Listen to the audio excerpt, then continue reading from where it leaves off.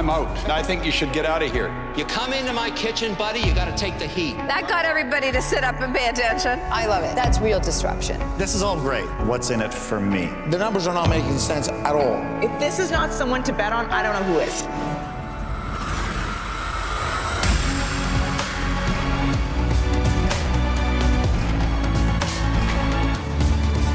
We see the future of Canada right in front of us right now.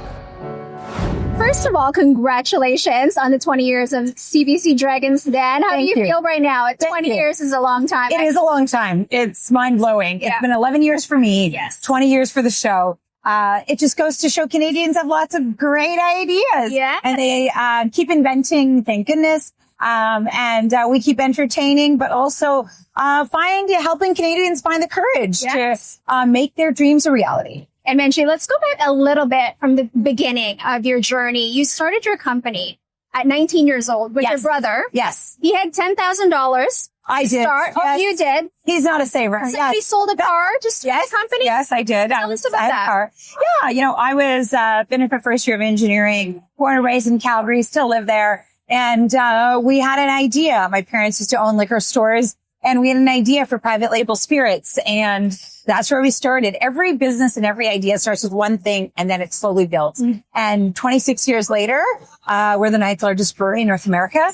We're still privately owned. It's all owned by me and my brother. And there's been a lot of successes, but definitely some failures along the way too, which adds to the fun, to the story, to the challenge, but also I think to the opportunity. And speaking of failures, what are some of the most memorable, failures that you've had that made you to what you are today as an entrepreneur? Well, for us, all the failures have to do with not only launching products, but also territories. But it's mainly we produce beers, spirits, wines, everything in the alcohol sector, seltzers. And so it really is about putting different products out into the market and seeing what the consumer wants, what they don't want, what price point, what trends, what fads, what market, what price, like you name it. And so a lot of those sometimes it's not the right timing. Sometimes a product only has a certain shelf life, as in a year or two. And so, if there's multiple facets to anything that is successful and vice versa. It's amazing. And Manjit, you're known in the show as one of the fiery ones, right? When you're talkers, as Trent said. Exactly. When you talk about, scalability, valuations, all these things, you're straightforward. Has that been your approach from day one since you joined the show? Yeah. So listen, that's how I am in real life. I don't love sugarcoating things, and I hate when people do that the same to me. I think sometimes as Canadians, we're really good at that, where we don't say what we mean or mean what we say. And so I think that it's important as an investor to give your opinion. That's why they are spending 45 minutes with us in the den upstairs to say, listen, this is my idea. Help me or poke holes through it as to how can I be better. And so it's always constructive feedback from a third person who's I've seen and done a lot, not all, but I definitely seen and done a fair bit, as we all have in the den. And so I think that I don't believe in service that services anybody. And I hate when family and friends kind of fake prop inside. They say something, they feel something, but they say something else. And I think that's a false hope. And I don't think it's really helpful or fair. Yeah. So I truly believe in, if you have something to say, based in fact and opinion, sometimes that always doesn't get edited in, like the full context of the comment. But yeah, I think everybody needs to hear the truth. And, especially when they're coming in, for our money. If you weren't coming in for our money, totally different. Absolutely. It makes sense. And how do you react to, not everyone will like your opinion, obviously, right? Even in social media. Yeah, right? yeah. How do you react to the negative feedback? I think, listen, you can't be everything to everyone. And also, I don't really care. I am true to myself, my own values, and I'm authentic to who I am. I'm not trying to be somebody else. And I think that, as soon as we all give up what everybody's opinions of us are, unless those opinions are paying your bill, who cares? And Manjit, 11 years is a long time. What would you say is the most memorable time while you're on the show? Oh, well, I think anybody would tell you it's the first season, right? Because it's all new. Your mind is being blown every hour as a new pitch is coming in.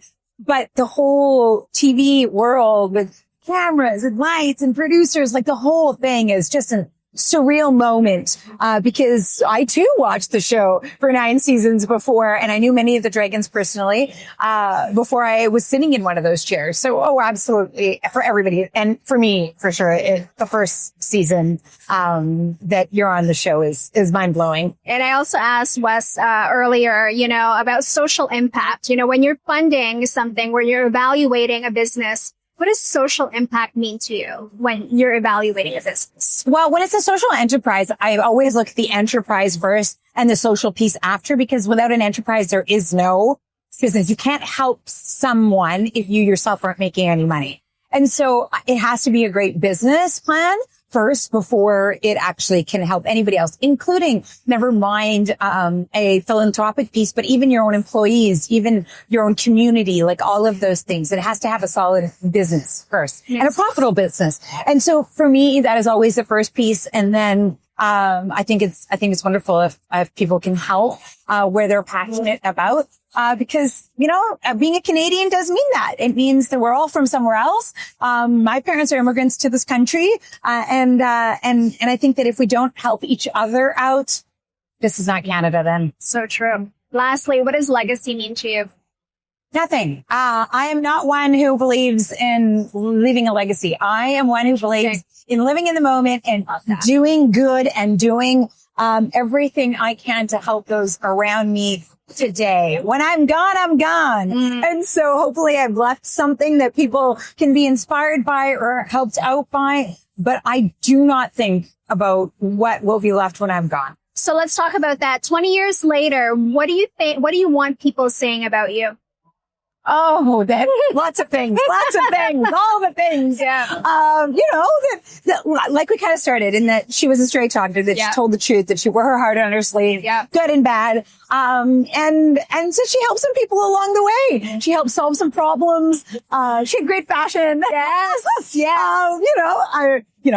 But I think in the end, I don't know. I honestly don't spend any time really looking backwards either. I'm all about looking forwards, because as my friend Jelly Roll says, the rear view is smaller than the windshield, because you're going that way, not that way. And I feel like you're just so focused on, being your authentic self. You're not really caring about what other people think, and you're just true to who you are, which is great. Thank you. Can we do a quick rapid fire Sure. with you? That'll be amazing. I did this with Wes. It was so fun. If your 20-year journey were a movie, what would it be? Oh my God. And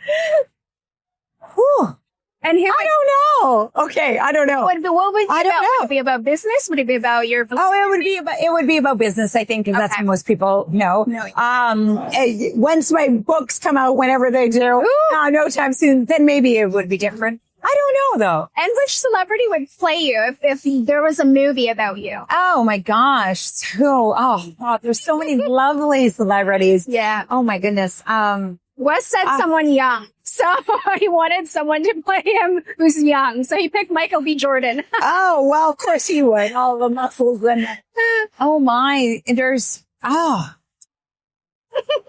I'm blanking now. That's okay. That's okay. We can go back. What's that wonderful actress from Bridgerton? She's wonderful. Oh my God. And she's a model. She's fabulous. I don't know. 3 things that you want people to say about you in 20 years. 3 things. Oh my God. She was honest. She was fun. And, she solved some of the world's problems. And 3 top albums on your playlist. Spotify.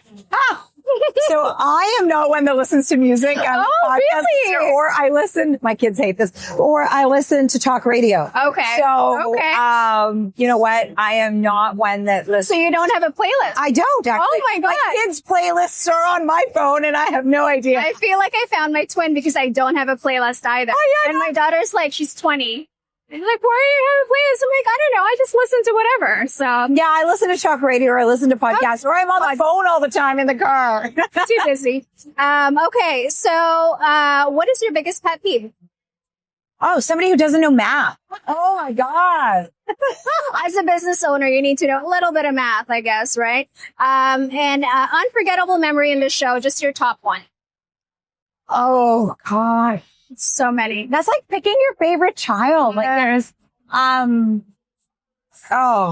I would say it was the first day, like the first day, the first pitch, which, actually was a deal of mine, and, split tree cocktails, amazing. Like every part of it, pretty fantastic. And how are you celebrating 20 years?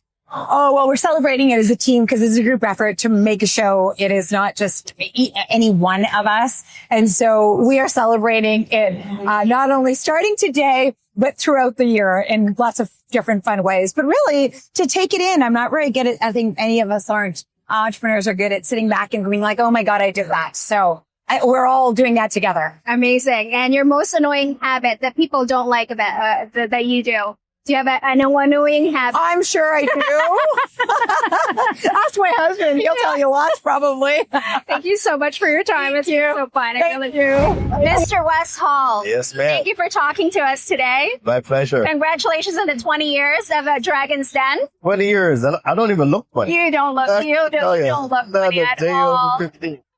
Let's start from the very beginning, Wes. You know, you came to Canada as an immigrant, as a teenager from Jamaica. Yeah. Well, tell us some of the challenges as a teenager coming to Canada. How did you overcome these challenges? So I came September 27th, 1985. It was a Friday. And I went to school, Lester B. Pearson High School in Malvern on Monday. I met with the guidance counselor. You know, they pick your courses for you. And then the teacher, she said, hey, what's your interest? Right? And I'm sitting there and I go, why, I don't know. Just give me something easy. Speaking Jamaican, right? And next thing you know, she picked all my courses and she put me in the ESL program. I was in the English as a second language program. Okay. And then the basic, because remember I told her, just give me something easy. She gave me basics. And then all of a sudden my dad goes, like, what's going on with this stuff? And realized that they put me in the ESL program. The basic curriculum, and he went in, changed all that. And, but at the end of the day, this was Scarborough, right? Bay Street and Scarborough are almost two different countries, right? So when I came down to Bay Street for the first time, when I graduated high school, I'm like, wow, this is amazing. This is the life I want. Wow. And who would have thought that I would become the king of Bay Street? King of Bay Street, that is you. That's absolutely right. So from Jamaica to King of Bay Street, now CBC Dragon. You're one of the dragons. So you joined in 2021. So you're kind of the newbie in the group. What brought you to that journey? Well, you got to think about 2020 when, George Floyd got murdered. And then people start to look at the fact that there's not a lot of Black representation in a lot of places. And it also gave the impression that Black successful people didn't exist. But I've been on Bay Street for 30 years. I've been successful for a long time. And, I'd also been a fan of Dragon's Den. So I watched the show, but it never dawned on me that I've never seen a Black dragon on the show. Right. But I enjoyed First Black dragon on the show. So when they reached out to me and said, hey, you want to be on television? I thought it was a hoax. I thought someone was trying to pull my leg. So I said, you know what? Sure. Yeah. Why not? If it's a joke, let's play the joke out. Yeah. And then they had me interview. They had me do auditions. Next thing you know, they go, Wes, we want you to be our dragon. And I go, done. Amazing. And I've been there since. Amazing. Yeah. And being the first ever Black dragon on the show, how do you change, what different perspective do you bring compared to the other ones on the panel? Well, especially when we see underserved entrepreneurs, right? When I wanted to start my business, Kingsdale Advisors on Bay Street, I couldn't get $1 from anyone. I went to all the banks. I had to mortgage my house. And it's not like it was a bad idea. It was like they looked at me as an entrepreneur and didn't think that I could pull it off. I'm going to set up an advisor firm on Bay Street. And the question is, were there any Black people doing it before? No. And at the time, I was advising corporate Canada, their boardrooms on dealing with activism. The other question is, did activism exist? No. Right? So I was bringing in something brand new to an industry with people that didn't look like me. So there was a lot of skepticism around it. Now, for me, I don't look at the person, right? I look at the attitude and all that kind of stuff that the person has. But I don't care what color you are. I don't care what accent you have. I don't care where you come from. Is that a good idea? And can I work with you to make that idea even a better idea. And so when I see these entrepreneurs that are uncertain and they come on the show and you can tell that they heard a lot of no's in their lives and they want someone to believe in them, I'm hoping that I'm that friendly face that they look at and go, I think he's going to give me a shot. Yeah, that's and I've the done guy. that so far. Yeah, that's the guy. Exactly. Right? Yeah. Now, I know you're involved with a lot of, foundations and great causes. I met you at UWI, the Onyx Initiative, all great organizations supporting, young women and men, facing financial barriers when it comes to education. What does social impact mean to you when you're evaluating businesses that you're going to fund? Well, you can make money or make a difference, or you can do both. If you can make money and make a difference, that's the place I want to be, right? That's the lane I want to play in. A lot of people made a lot of money and they wait until they're in their 90s to start to be philanthropic. Why would you wait until you're almost done before you start seeing the good that you're going to do? So to me, as soon as I got to a point in my career whereby I feel it's time now to make a difference, right? And that was in my 30s. I started to do that. And I can see all the amazing things that we're doing and the financial support that I'm putting behind these causes. I can see the impact that they're having right now when I'm young and I can smell my flowers. And that's the beauty of it all. It makes it more worthwhile. It sure is. Yeah. Absolutely. And what would you say? What do you want people to say about you 20 years from now? I want them to say, speak about me like I'm still around, even if I'm not around. You know what I mean? It's like, speak to me in the present. He did, this is what Wes did for me. And, because of him, this is how my life changed. This is how my kids' lives changed. And I want their grandkids to be talking about some of the impact, not necessarily me, but as a result of things that I've done and encourage other people to do, they're benefiting from it. So I always say to people, especially people in their 50s, I'm not doing this for you. I'm doing this for your grandkids, not even for your kids, because we got to think generationally. If we're not going to think generationally, when we're not seeing results in our lifetime, we're going to give up. Yet it's just on the cusp of our kids and our grandkids seeing it. So I want to do it for them, just like my grandmother did it for me, right? She didn't do it for her kids. She did it for me. It's incredible. Thank you so much for your time. Before we wrap up, I just want to play a little bit of rapid fire with you. If that's okay. I'm going to pull up the camera parts here, Wes. Okay. Are you ready? What would sum you up in an emoji? What would be the emoji that will describe you? It was a big smile like that. Awesome. Life is great. Biggest pet peeve? Biggest pet peeve is people just not giving an opportunity to people who deserve it. If you could go back 20 years, what advice would you give yourself? Just play the long game. Unforgettable memory on the show so far. Just the amazing entrepreneurs that show up with their great ideas. How are you celebrating the 20 years of Dragon's Den? I'm celebrating it by just looking at how Canada has changed as a result of Dragon's Den and how different it would be if Dragon's Den wasn't around. If your 20-year journey were a movie, what would it be? If I was your 20-year journey were a movie, what kind of movie would it be? It would be that Will Smith movie. What's it called again? The one with Will Smith whereby, he was, he had nothing. Yeah. And he had, and he had his son and he had to sleep in the bathroom and all that. If you read the Wes Hall story, the name would be just like my book, No Bootstrap When You're Barefoot, just showing people what's possible when you have absolutely nothing. I love that. I love that movie. And who would play you? Will Smith? No, Will Smith's too old, man.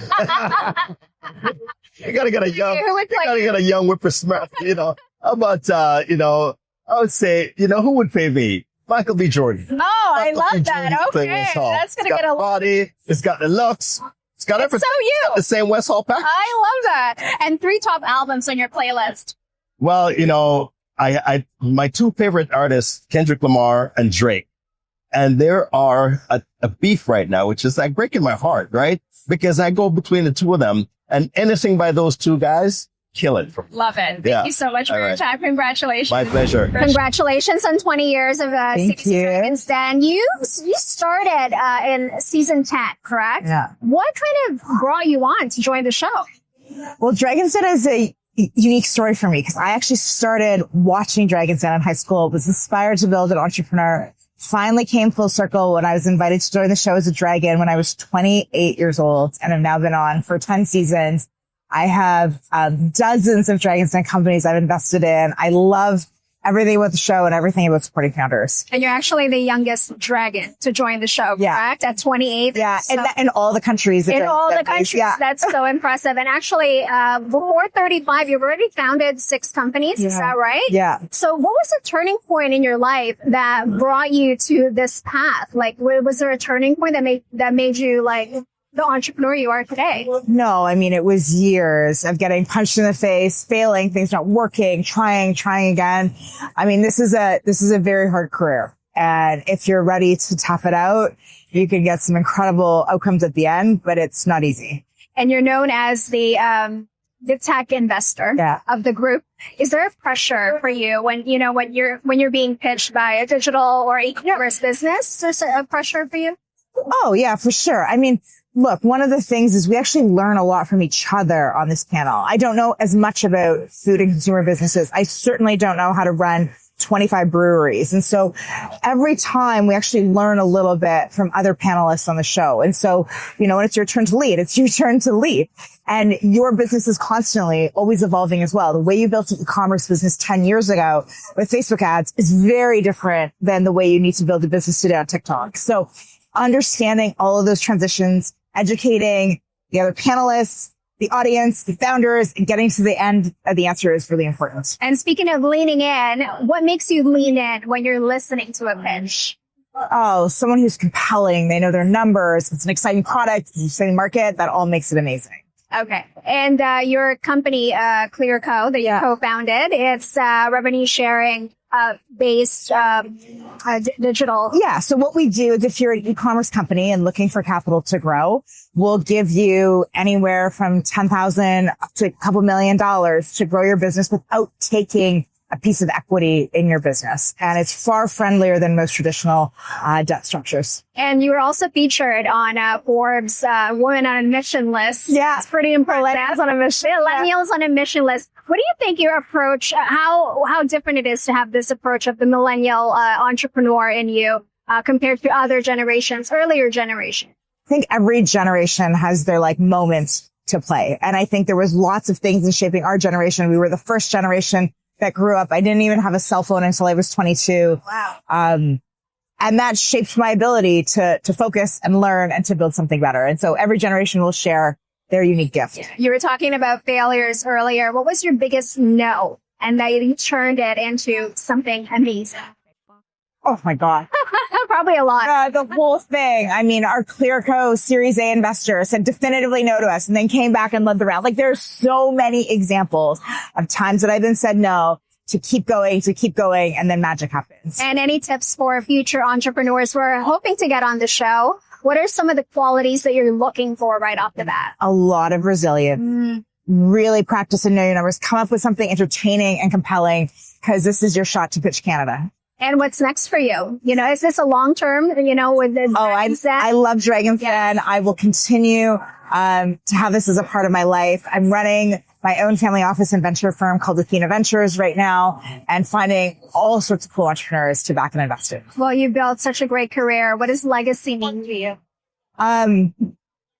Taking every piece of pain and every failure you had and the ability to get back and to share that with someone who's just as excited and as motivated as you were at that age.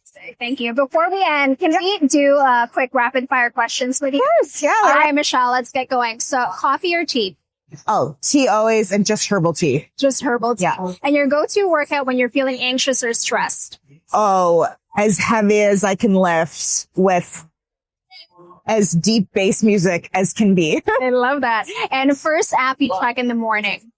First app you check in the morning? Oh, I just check my notifications, make sure nothing is blown up. It's probably WhatsApp or messages. And then I try and move on with my day. One word that describes you as an entrepreneur? Oh, resilient as fuck. Resilient. Oh, love it. Biggest pet peeve in a pitch? Just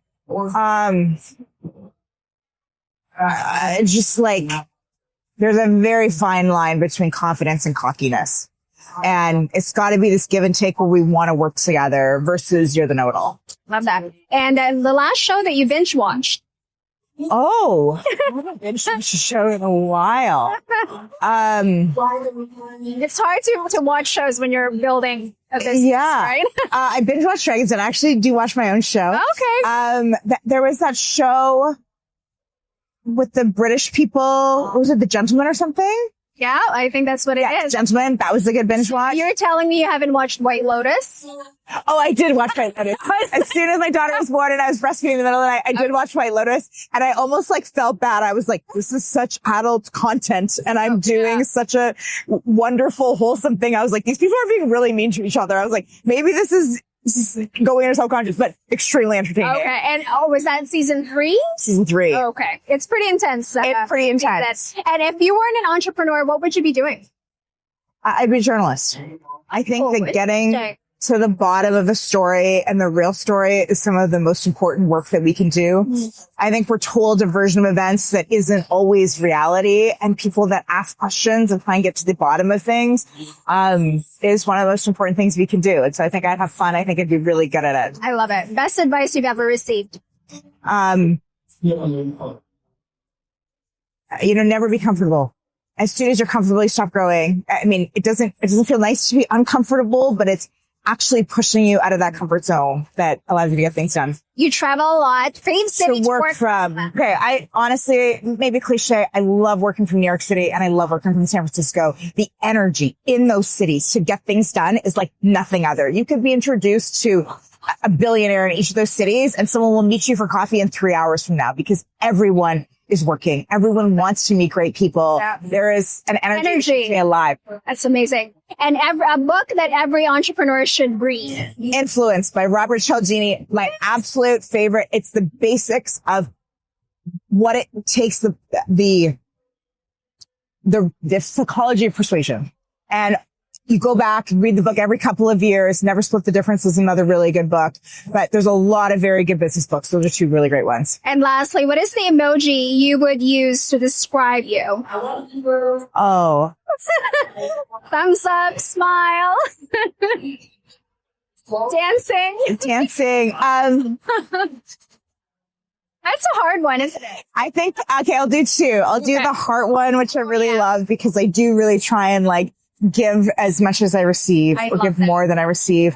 And then I think also the skeptical one, because it also is really important to ask good questions, always be curious, always think, things might not always be as they appear. That's kind of your emoji when you're on the show, right? When someone's pitching. Yeah. What did it That's my favorite, one of my favorites, the emoji. Thank you so much for your time. Thank you. This is lovely. Luxury innovation and German engineering, Liebherr sets the standard for premium refrigeration. Designed for performance and precision, Liebherr appliances offer advanced cooling technology, sleek designs, and unmatched reliability. Whether it's for a wine storage solution, column-style cooling, built-in, freestanding, or under-counter, Liebherr delivers the ultimate freshness experience for your kitchen. Discover the excellence of Liebherr refrigeration today. Visit ela.ca to learn more. Evolve Media offers premium video production services specializing in creating high-impact content for brands, events, and commercials. From concept to execution, we craft engaging visual narratives that resonate with your target audience. We have teams in Toronto, Vancouver, Montreal, and Calgary. And in today's digital-first world, video content is more important than ever. It's the most effective way to capture attention, build brand loyalty, and drive conversions. You can email us at info@evolvemagazine.ca to get a custom quote. Thank you so much for watching and listening in. I hope you enjoyed it, and I can't wait to share with you our next guest. But for now, I hope you can follow and subscribe. Thanks for your support.